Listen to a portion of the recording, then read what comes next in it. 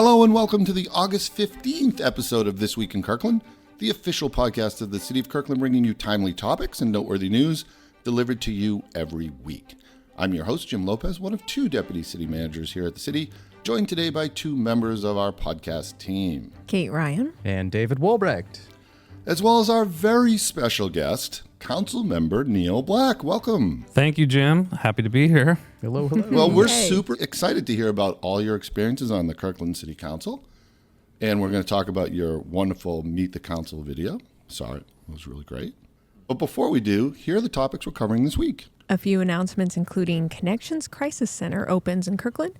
Our new Park and Play is open and ready for fun. And is Houghton Beach open or closed? Oh, teaser. That's a good okay, question. Also, yeah. Get your dog in the water at Sea Spot Splash. Sign up for our recreation programs for the fall and winter. And learn about Washington State's ban on polystyrene packaging. And a reminder, my friends, as always, we have links and more information in the show notes for all of our items. Yes. But first, our big story of the week. Our very own Kirkland Initiative is accepting applications, everybody. This is our civic engagement program. Don't miss out on a chance to get to know city officials and staff and learn how the city operates. Yeah, so the Kirkland Initiative, we've mentioned it before. It is an 8-week leadership program geared to support folks to become local leaders and civically involved. Yeah, it's such a fun program to learn about Kirkland's civic engagement process and policies and gain leadership skills that will last a lifetime. Yeah, it's a great opportunity to network with neighbors, city officials, and staff, develop those relationships, and expand your knowledge on how to make a difference in your community. Yep. So this past Monday was the grand opening of Connections Kirkland. I think Councilmember Black, you were there. I Our was. region's first crisis center that provides behavioral health care in King County. The center offers a range of services for adults in crisis, including walk-in mental health urgent care, stabilization units, extended stabilization units, and outpatient recovery services. Yeah, so Connections Kirkland completes the 3 important resources for folks in crisis. Someone to call, someone to respond, and now folks have somewhere to go.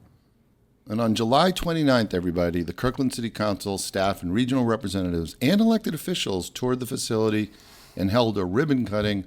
And it sounds like that was a really great event, Councilmember. It was really well attended. A lot of excitement about the facility, a lot of excitement from the Connections staff. And what I really love about the crisis clinic is this is a resource for everyone. This is our neighbors. This is our coworkers. This is our family members. This is an important behavioral health resource for everyone in our community. And I just love having this resource, a place to go for people who are in crisis with a behavioral health issue and also including substance use disorder. It's a wonderful addition to our community. Oh, fantastic. Yeah, wonderful. And a critical part of the continuum of care that you talk about so much, Councilmember Precisely. Black. And it happens so fast. It's just really an impressive example of government in action. So thank you. Absolutely. And speaking of ribbon cuttings, last week the Kirkland Parks and Community Service Department held the ribbon cutting for the Houghton Park and Play. Yeah, see what we did there? Yeah, so with the skate and bike features now open, this marked the completion of the recreation features for the temporary park and play. If you haven't visited the park yet, go on down and enjoy. There's community gardens, pickleball courts, modular skate park, modular pump track, and a bicycle play garden. And friendly reminder, though, that this is a temporary park. These awesome attractions will remain in place as the city evaluates the long-term use of the site. This is such a terrific example of the way that government, and particularly I think our local government in Kirkland, and thanks to staff for being innovative and flexible and able. You guys you just talked about how quickly this came online. The Kirkland Council had this idea, and the speed at which park staff and public works staff and the city manager's office was able to bring this to reality was really impressive to the benefit of the community. So I love the innovation, and I love the speed at which staff was able to make this happen. Nice. Awesome. Well, Yeah, thank you so much to the council for being so flexible, too, because we got some really good input from the community on the shape of that. And I think the whole community garden idea came from local folks. So bravo for that. Very cool. So although not marked by a ribbon cutting, Houghton Beach is now open to water activities, and that is a good thing. It Yes. is. Hallelujah. The beach had been closed to swimming since July 16th due to elevated bacteria levels. And as always, water quality staff from King County tested the water this week and notified the city that the waters were again safe for recreational use. King County crews return weekly to the beach throughout the summer to take samples and ensure that the water is safe. Hey everybody, a friendly reminder. The City Council is on summer recess. Yes, they do have a summer recess. And the next City Council meeting will be on September 3rd. More on that, of course, in an upcoming podcast. Hey, does your dog love to splash and play in the water? No. Is that a trick question? I mean, Haku's like a dry land sort of dog. Okay. She, oh, is that right? yeah. Oh, she does not like water. No, Mochi doesn't like water. Mochi's frankly, he's evolved for the indoor environment. So he just loves attaching himself to us and following us around the house. Yeah. He's only 10 pounds, so Oh, that works. he would probably sink to the bottom of the river. I have to the tell lake. you, my Gracie, when we used to go to Merrimore Park, I tell you, it was like she was in the bath. The ball was like her rubber ducky. And she could stay in there for hours. So please, if your dog does love to splash and play like my Grace, then mark your calendars for Sea Spot Splash on September 7th. So this is one of my favorite events where you can relax, meet new people, have fun. It's just so great to see everybody having a great time, even though Haku won't be there.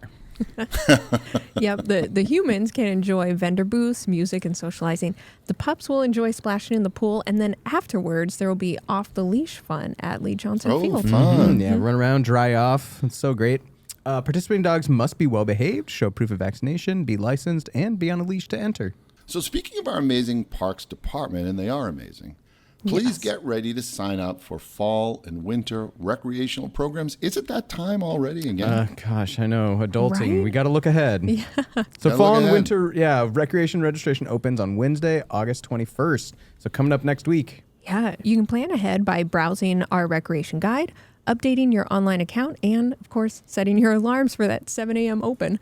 I like that we put alarms as plural. It's like, Yes. it's just, you got to have more like, than multiple. It's like one. wake up Yeah. and then also go to your computer. Yeah, Okay. there Go to you your go. computer. Hey, if you haven't heard, Washington State has now banned the use of polystyrene for food service products. Yeah, so this includes products such as plates, cups, clamshell-style containers, and packing peanuts, with some exceptions. The ban applies to a wide range of organizations as well as individuals, and Wow. anyone can report a suspected violation on the ban web page. Of course, we'll have that link in the show notes. You can learn all about it. Hey, a couple of upcoming events for you to check out. Emergency preparedness for seniors is coming up. This is at the Peter Kirk Community Center on August 22nd. They'll play through some scenarios and learn how to prepare. And the library, Kingsgate Library, is offering hand mending and embroidery for beginners. That's on August 24th. You can refresh your own clothing and materials or just learn more about embroidery and sewing. Awesome. Yeah. Maybe I have some pants that could use a little Yeah. Yes. hand mending. You and me both. You and me both. And that brings us to our 5 over 5. That would be 5 questions in what is certain to be over 5 minutes with our very special guest, Councilmember Neal Black. Hello. Yeah. Welcome. Hello again. Thank you for having me. I appreciate it. Well, we're super excited to have you here for many reasons, which we're going to get into. Yes. I remember do you remember when we first met? I do. We met at Through Line Coffee in downtown That's Kirkland on right. Park Lane. Oh, okay. This was I'm going there today. pre-council days. It was, yeah. And you and I We were chatted talking. a little bit. Yeah, we were chatting about the United States Constitution. That's exactly You know, right. just light fare over a latte. Yeah, no, we were talking about gun violence prevention, and we were talking about Second Amendment, and we were talking about what local governments can actually do to help curb gun violence. Yeah, it was a great conversation. Your story, super interesting story, starts in rural Oregon because we That's like to correct. find out how people found their way to the city of Kirkland. Yeah. So tell us about that. Yeah, well, I grew up in a really small town in the high desert of Central Oregon, both small and remote. Yeah, I grew up in a family, working class family. I had a granddad and a dad who worked in the timber industry of all things. Oh, wow. But the town I grew up in was a timber town and a ranch town. And I had a grandfather who managed the local grocery store. Interesting. And I had a mom who was the library assistant at my elementary school. Oh, wow. So now, were you part of the family business? Well, in some ways I was. When I was 14, I got my worker's permit, and the very first thing I did was went to work at a mill in town at Holy the age cow. of 14. Wow. It's interesting. Our city man. So we go from rural Oregon through Stanford University, Right. And the path from Oregon to Stanford, I'm very interested to hear. Our city manager went to Stanford and grew up on a farm as well. Kurt Triplett. Yeah. His dad was a professor at Eastern Washington. That was his path. What was your path? When did the academic world take hold for you? Well, I will say I sometimes use the analogy of Forrest Gump to explain some elements of my path. Very lucky, not as much forethought as you would expect. But honestly, growing up and going to Kirk County High School in Central Oregon, I was definitely very lucky to have the opportunity to go to Stanford. I will say, Yeah. I mean, I did do everything that my rural high school had to offer. So I was everything from 3-sport athlete to valedictorian to president of the class to Wow. on the science Olympics and the math Olympics. But just the opportunity to go to Stanford was a huge opportunity for me as a first gen kid. My brother and I were are still the only in our generation, in our family, to go to college and graduate from a Wow. 4-year Wow. university. That's great. Once I got there, my plan was to study architecture, of all things. Oh, interesting. Yeah. How did that happen? Well, I went to, I thought, what do I want to do? I want to be an architect. I got to Stanford and they said, we don't have an architecture program for undergrads. I said, well, what is that? Yeah, I was like, so what does that mean? And that most of our folks interested in architecture go on to grad school. I never even dreamt of going on to grad school. And they said, you have two paths. You can study art or you can study civil engineering. And I said, I'm not going home and telling my parents and grandparents that I'm studying art. So I'll study civil engineering. And that led to... actually ended up for some reasons I can explain. That led to really a focus on civil environmental engineering. Yeah, Interesting. Okay, so civil environment. So was this related to kind of your upbringing on the Yes in the tree industry? Yeah.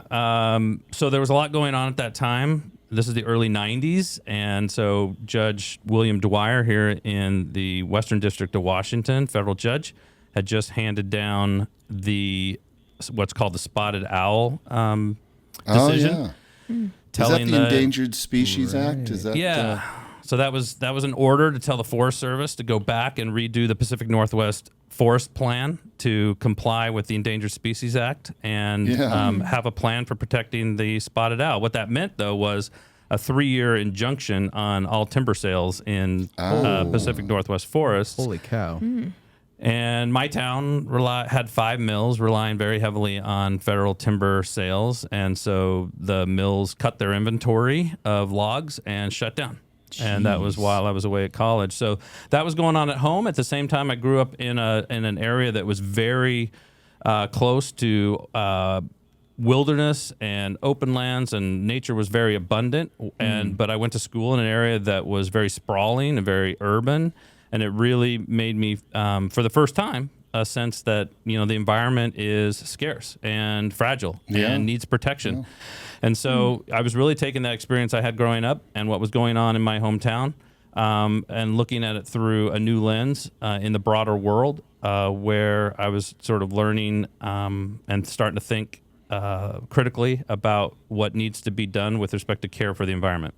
Wow. Sure. Okay. So you are now experiencing all of these tensions, right, from the environment that you grew up in and the sprawl.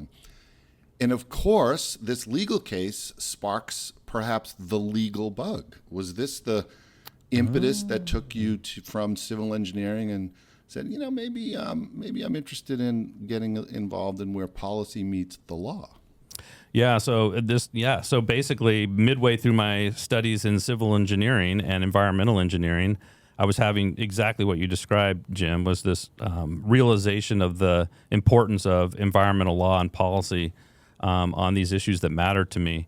And that led me to do some pretty exciting things. I had a chance to go to Sacramento and work for the Assembly Natural Resources Committee. Oh, good for you. That's cool. I was able to parlay that my senior year into internship at the White House in the executive office of the president and the office. You aim big. Yeah, Yeah. No big deal. Just no big deal. Yeah. So their office on environmental policy, which this was during the Clinton administration. So this is Vice President Al Gore, who we all know is a He's staunch pretty environmentalist. he's pretty into the environment. Yeah. Yeah, so there's this kid from Kirk County High School, first in his family to go to college, and there I am walking the halls of the West Wing in the old executive office building and working on environmental law and policy. So by that time, by the time I finished my engineering program, I was really committed to the environmental law and policy side. Amazing. Okay, so you got bit by the bug, right? So you're out in the White House, you see Washington, D.C. So, of course, what do you do next? You go to Georgetown Law, right? That's what one does. Yeah, I went to Georgetown as one of the strongest environmental law programs in the country, and it was wonderful to be in Washington, D.C. So, Neal, this is where you met your wife at law school? I Joanna? didn't. I actually met my wife in freshman dorm at Stanford. Oh. She and I were she and I met the very first day of orientation, and she was 17. I was 18. We had a friendship for a couple years, and then we started dating. Yeah, during Stanford. Then she went off to law school in New York, and I went off to law school in D.C. Oh, wow. Oh, okay, because I knew that Joanna's a lawyer as well.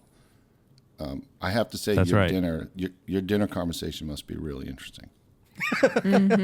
It is, and Mergers and Objection. acquisitions. No, I'm just joking. There's only two things in my life that had a similarly outsized impact, and that's one, meeting Joanna, and making the sound decision to hitch my wagon to her, and the opportunity for the opportunity for a first gen kid like me. From my background to go to a school like Stanford. Other than around City Hall, most people just know me as Joanna Black's husband because that's who she is. Okay, so now you've graduated law school in D.C. Yep. How did you come back to the Pacific Northwest? Well, I wanted to get back to the Pacific Northwest. Joanna and I were getting married after I graduated from law school, and she was like, I would really like to stay in New York or maybe go back to San Francisco. I said, how about Portland? And she said, no. And then too small. I said, how about Seattle? And she said, yeah, let's go check out Seattle. And we visit. And like so many of my neighbors, we visited Seattle on a beautiful day. And so we ended up here. And, we got married in August of 1998. We moved to Kirkland in August of 1998. We've lived here ever since, and we raised our kids here. But awesome. So we were sort of heads down, focused on our law practices. We in current U.S. dollars, we had $400,000 in loans that we were paying off. So that's what I was sort of heads down on that. The way I got sort of back into the policy work was my kids got a little bit older, and I was seeing what was going on in our country around gun violence. And I grew up in a gun culture, and I've seen some of the cultural aspects of guns in our country and how it leads to violence. And so, that plus the deaths and the mass shootings, that got me into working on the issue of gun violence prevention in the early 2000s. And so that led to a series of opportunities and efforts that ultimately led me to the Kirkland City Council. So you took the opportunity while practicing law inside the profession, right, to take on these policy issues and talk about the intersection between policy and law. One of the great things about having a law degree, right, it puts you right close to a lot of opportunities to branch out into fields like policy. Like so many of our council members, Councilmember Black, you came to the city council through a border commission, right? That's right. I was working on gun violence prevention. That led to an opportunity to work for the King County Bar Association's Public Policy Committee. Oh, wow. And I eventually became the chair, and I was chair of the Public Policy Committee at King County Bar Association for 4 years. There, I was able to bring my interest in gun violence prevention and have the lawyers and judges of the King County Bar Association take some positions on common sense gun safety legislation. But what I was also able to work on is equal access to justice, which is a passion of mine. So a lot of the work I do outside of the council is still to this day on equal access to justice. But it was all that policy work that I did for a little over a decade that ultimately led me to really seek out opportunities to get more engaged in government, more civic engagement, and look for opportunities here at the city of Kirkland. And it was that very first opportunity that I had with working with the city staff on land use issues that really sparked my passion. I mean, one of the greatest things about Kirkland is working with our staff. I like to say that we're sort of a junior varsity size city.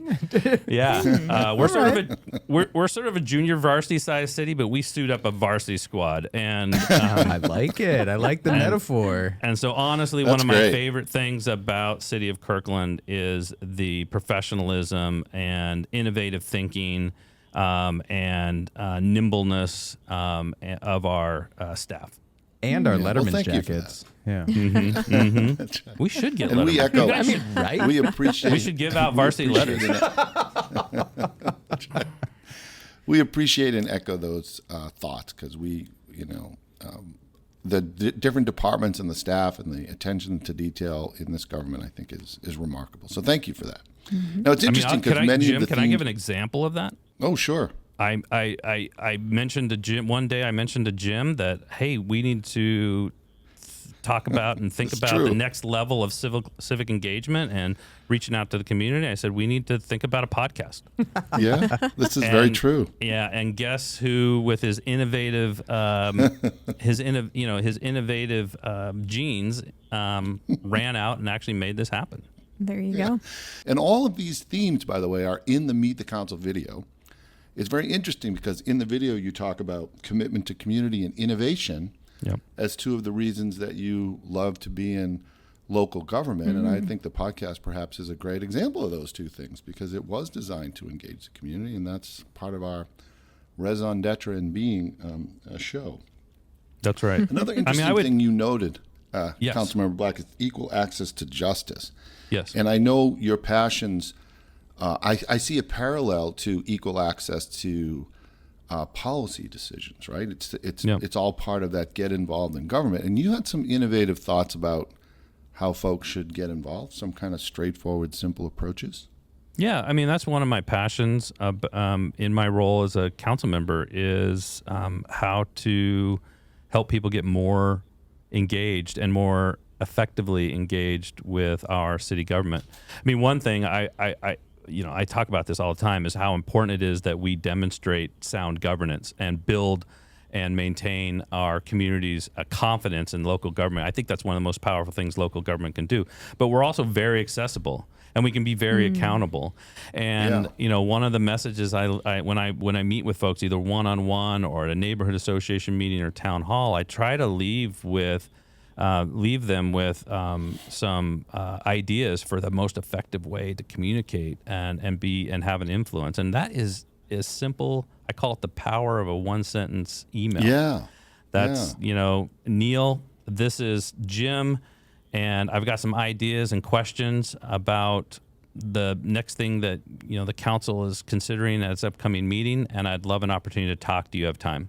That is such a powerful thing, and this is a council that's going to be very responsive to that kind of communication, and we're going to set up a one-on-one meeting, and that really is the most powerful way to have these conversations is in one-on-one, one-on-two conversations directly with each other in real time.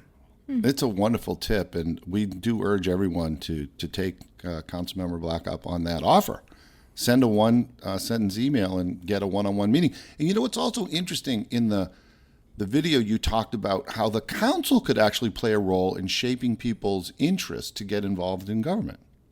Yeah, I mean, if folks out there listening are interested in getting more engaged in government, certainly applying for the Kirkland Initiative, which we talked about earlier in the podcast today. Yeah. But reach out to a council member. That same one-sentence email to me saying, I would like to get more engaged. Let's sit down, you and I, and have coffee, find out what your passions are, what your aptitudes are, what you're super interested in. And council members are in a great position to identify those opportunities on those boards and commissions. That's where a lot of our council members got their start. We're in a great position to tell you about the opportunities that are coming up for engagement with boards and commissions. And oh, by the way, you're also going to have an opportunity on that board and commission to start interacting with our varsity squad staff, and you're going to realize that you want more of this. Oh, that's great stuff. Well, thank you so much. This has been super fun and You're welcome. Informative. We do have one more question for you, though. Okay. Yeah, Councilmember Black, do you have a favorite movie, show, book? I will say one thing real quick. The best legal there's the best legal movie out there. Is it's Anatomy of a Murder. Okay. And if you actually want to see a courtroom drama that is actually real objections and real rulings by a judge, you have to see Anatomy of a Murder. Okay, noted. good Before tip. I can joke more about them, I should watch that movie. Also, My Cousin Vinny, because that is just some Yeah, of it's a the fabulous movie. that's some of the best that's some of the best cross-examination out there. But my true favorite movie is a movie that was filmed right here in Seattle, and it's The there you Ring. The Ring is a horribly frightening. That is a scary movie. Oof. Yeah, and the movie, but the reason it's my favorite is because my wife Joanna is an actor in that movie. Oh. Wow. Golly. Yeah. Really? Oh, Yeah. my goodness. Not only that, So much fun. Yeah. What so was her role? So she is the clerk. She has 5 lines. And she Speaking role. Hey. Yeah. All right. Yeah, her and Martin Henderson in a scene together. She had her own trailer and Wow. everything. Oh, my goodness. So the story is that movie was filmed just a few weeks after 9/11, and it was meant to be filmed in Boston and New England interesting. area. And 9/11 occurred, and they completely changed the production and moved it to Seattle. And Joanna was an actor at the time, and she auditioned for So a role. much fun. Oh, my So goodness. she's the clerk, and she actually has she delivers lines that are really pivotal plot points in that movie. To the Gosh. plot? Oh, Yeah. that's so great. Somewhere around, Because it's I a think scary movie.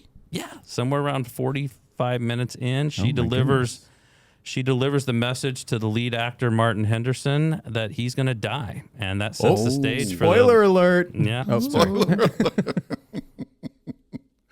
So, Councilmember Black, will you stick around for our pop quiz multiple choice trivia?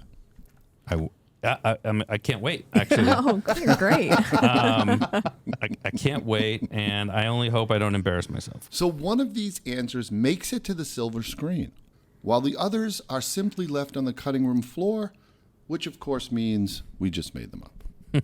Oh, okay.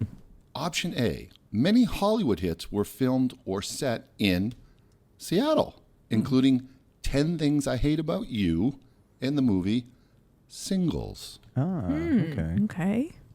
Yeah. Many films in Seattle.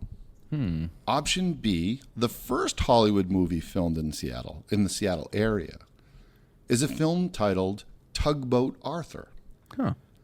This hit 1930s movie turned into a movie series and TV show centering on the salty old tugboat, Captain Arthur. Ah, okay. Captain Arthur. Okay. Option Okay. B. Yeah. A sea-based film. I can see it. Okay. Yeah. Yeah. And then, of course, there's option C. In option C, well, our very own David Walbrook has a bacon number of 5, meaning that he has 5 degrees of separation from acting in a film with Kevin Bacon, Oh. which means David is essentially famous. Bacon number Go. 5. Wow. Okay. I know there's I'm kind some of intrigued by performance- option C. Yeah, right. Is this the time that C David. is true? David may have a side hustle out there. Well, I do know that Singles, I used to live down the street from where, like, the apartment, that complex it was filmed in. So I know that Ooh, one. Okay. I think 10 Things I Hate About You was filmed around Seattle. Yeah. I thought. Maybe not. Or set. I don't know. I'm going to go with option A. Okay. I don't know. Seattle is a pretty cool city to set a film. All right. I agree. I wish we had more. My personal favorite, though, by the way, just for the record, War Games. Oh, classic. Not Classic. entirely filmed in Seattle, but the early bits of that movie are filmed in Seattle. Well, the answer, my friends, is A. Yeah, okay. Yeah. Oh, There is also, of course, Sleepless in Seattle, which brought the notion of boathouses and their allure to nationwide attention. that's right. Yes. And Tugboat Arthur was actually titled Tugboat Annie, and the series was written by a UW professor, University of Washington, and inspired by the real-life Tacoma tugboat entrepreneur Thea Foss. Hey, all right. Wow. Did not know that. Well, Wow. did you know? Well, David. Yeah, here we go. The popular parlor game, The 6 Degrees of Kevin Bacon, is of course focusing on finding connections between actors through their film projects that ultimately connect back to a film that is with Kevin Bacon. The degree of separation is known as a Bacon number. The and it's Bacon number? Yes. And in fact, I have a Bacon number of 4. Oh. Not 5. So it's Do a little you bit of really? a trick Even question. closer, huh? Yeah, I do. Yeah. Wow, that's impressive. I was Bandit was how I'm listed in the credits for a independent film back when I was in college. Very nice. okay. And folks involved in that have done other things, and they've got Bacon number 3, Bacon numbers 3. Anyway. Where can I go Bacon to find number 4? Joanna's Bacon number? We got to do okay. There's a need website to we will work on link that. in the show notes that Okay. you can We actually gotta just put a link plug in in the show people's notes for names, that. and it'll tell you their Bacon number. Okay. We got to publish some Bacon numbers. Absolutely. Thank you so much, Councilmember Black. This was super fun. Thank you for being on the podcast and helping create the podcast. Yeah. Well, thank you. And Jim, thank you again. You know, one of the things I highlighted was how impressed I am with the staff of Kirkland from the very first days, and your launching this podcast. It's just another demonstration of that. And it's the innovation, the nimbleness, but also the commitment to civic engagement. Oh, thank you for that. That means a lot to us. Yeah. Yeah, because we do love it and we do appreciate the opportunity. Don't forget to register for Sea Spot Splash. And that does it, my friends, for this week. You've been listening to This Week in Kirkland. Don't forget to like, subscribe, and share. Special thanks to Anthony Girardi and Victor Durantes for their behind-the-scenes magic. Thank you so much. Thank you. Our next episode is August 22nd. Until then, everybody, Stay connected, Kirkland.